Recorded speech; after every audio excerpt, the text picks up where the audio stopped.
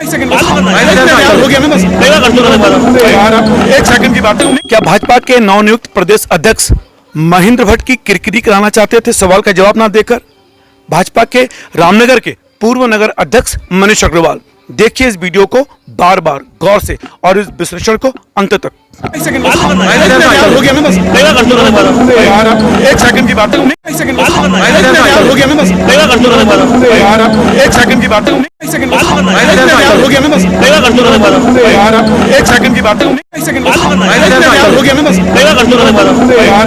Second की बात है।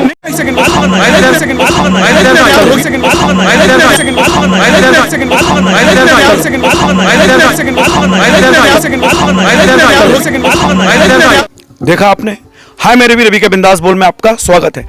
दरअसल आज रामनगर में भाजपा के नवनियुक्त प्रदेश अध्यक्ष महेंद्र भट्ट जी पहली बार आए थे और कार्यकर्ताओं ने उनका जोरदार स्वागत किया है।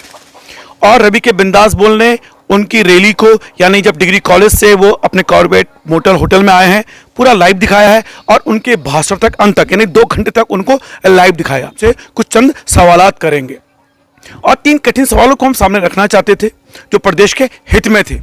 जब हमने ये सवाल पूछा तब क्या पूर्व नगर अध्यक्ष मनीष अग्रवाल जी ने, देखिए सरकार इसमें आ रही है यहाँ उत्तराखंड में। हम जी ने ये कहा था कि हम जितने भी सरकारी कार्यक्रम होंगे वो हम सरकारी आवासों में करेंगे, पर ये तो 5 स्टार रिजॉर्ट में हो रहा है।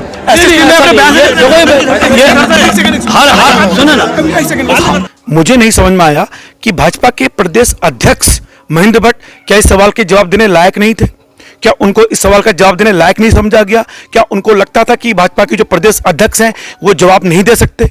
जब वो जवाब देने की स्थिति में थे, आप आंखें देखिए गौर से, वो जवाब देने की स्थिति में थे, उन्होंने मनीष अग्रवाल जी की आंखों में देखा और उसके बाद वो बिना सवाल के जवाब दिए चल दिए। लेकिन उसके बावजूद हम पीछे गए हैं, दौड़े हैं और सवाल का जवाब लिया है, लेकिन उस सवाल का जवाब जो उनको देना चाहिए था वो जवाब नहीं दे पाए भाजपा के प्रदेश अध्यक्ष महेंद्र भट्ट जी।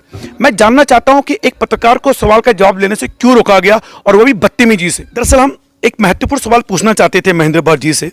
वो सवाल था कि एक बार पुष्कर सिंह धामी जी ने बयान दिया कि जितने भी हमारे सरकारी कार्यक्रम होंगे वो सरकारी आवासों में होंगे, क्योंकि हमारा उत्तराखंड हजारों करोड़ रुपए के कर्ज में डूबा हुआ है और हम खर्च नहीं कराना चाहते।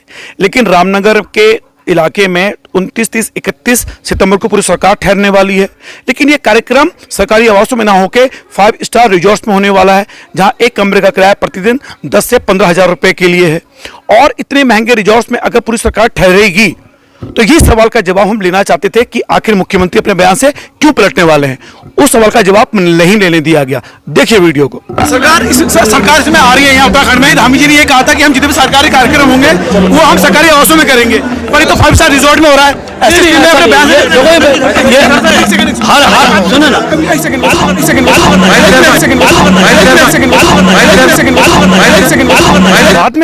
बाद में कब? बाद में तो तुरंत निकलने वाले थे देहरादून की तरफ प्रदेश अध्यक्ष महेंद्र भट्ट जी। तो आखिर पूर्व नगर अध्यक्ष मनीष अग्रवाल जी अपने इन प्रदेश अध्यक्ष की किरकिरी क्यों करवाना चाहते थे? इस सवाल का जवाब तो वही दे सकते हैं। लेकिन वास्तव में यह बड़ी शर्मिंदगी की बात थी कि उन्होंने प्रदेश अध्यक्ष को जवाब नहीं देने दिया गया, जबकि वो देना चाहते थे। हालांकि आप पूरा वो इंटरव्यू सुनिए जो 3 सवाल मैं पूछना चाहता था। फिलहाल वो तीनों सवाल सुनिए और उन्होंने क्या जवाब दिया। हालांकि बीच वाले सवाल का जवाब नहीं दे पाए मनीष अग्रवाल जी के कारण। देखिए इंटरव्यू। सर, इस समय महंगाई बेरोजगारी चरम पर है, ऐसे में आपको 10 का पद मिला हुआ है, लगता नहीं कि महंगाई का ताज है? 5 सीटें लानी है आपको 2024 में, कैसे लाएंगे? देखिए, विश्व के अंदर कोरोना के बाद जो स्थिति है उसके बाद भी भारत की अर्थव्यवस्था अच्छी है और अर्थव्यवस्था में 5वें स्थान पर आए हैं। इसलिए महंगाई के नारे कांग्रेस ने बहुत दिए, जन समर्थन हमको मिला। अच्छा सर, सरकार इसमें आ रही है यहाँ उत्तराखंड में। धामी जी ने ये कहा था कि हम जितने भी सरकारी कार्यक्रम होंगे वो हम सरकारी आवासों में करेंगे, पर ये तो 5 स्टार रिजॉर्ट में हो रहा है।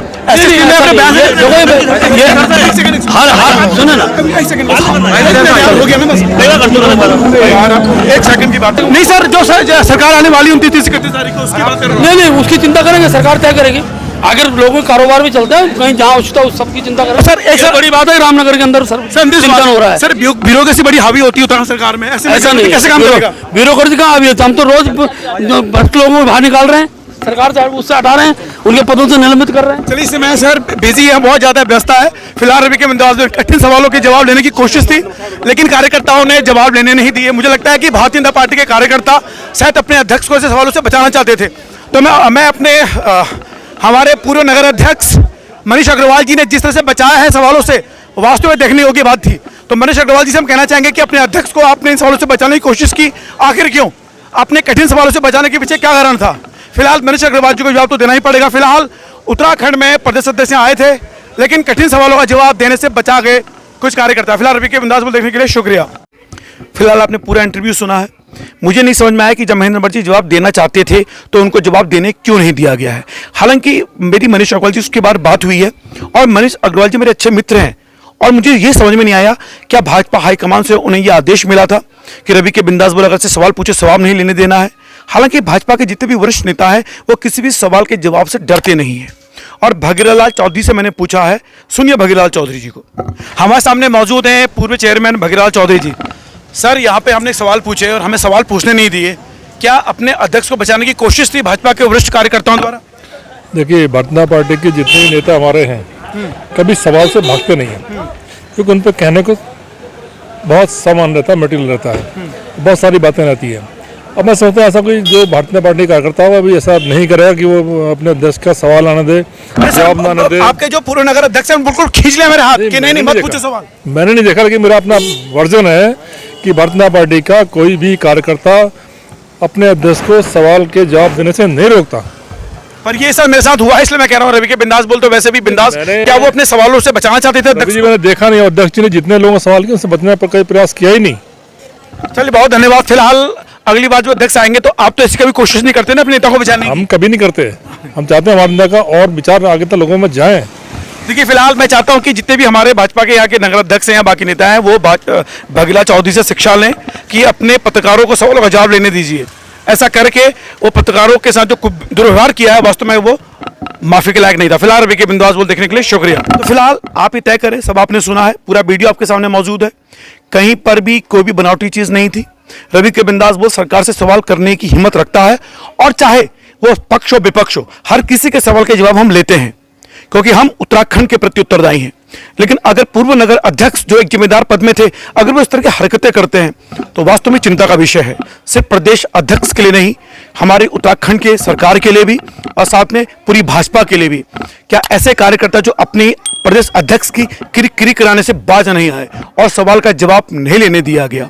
मुझे लगता है कि हमारे उत्तराखंड के लोगों को यह जवाब जानने का हक था कि मुख्यमंत्री अपने बयान से क्यों पलट रहे हैं, जिस बयान पे उन्होंने वाही लूटी थी कि अब हम अपने कोई भी कार्यक्रम सरकारी आवास में कराएंगे, किसी 5 स्टार रिजॉर्ट में नहीं करेंगे।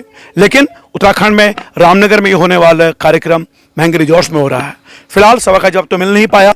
दोबारा मिलेंगे प्रदेश अध्यक्ष से और जानने की कोशिश करेंगे कि आप अपने ऐसे कार्यकर्ताओं को जो सवाल के जवाब देने से रोक रहे हैं उन पर आप क्या कार्रवाई करते हैं। फिलहाल रवि के बिंदास बोल देखने के लिए शुक्रिया। अगर आप यहां तक आए तो प्लीज निवेदन है, अगर आप इसे YouTube पे देख रहे हैं तो चैनल को सब्सक्राइब करना ना भूलें और अगर आप फेसबुक में देख रहे हैं तो पेज को फॉलो करना ना भूलें। देखते रहिए रवि के बिंदास बोल।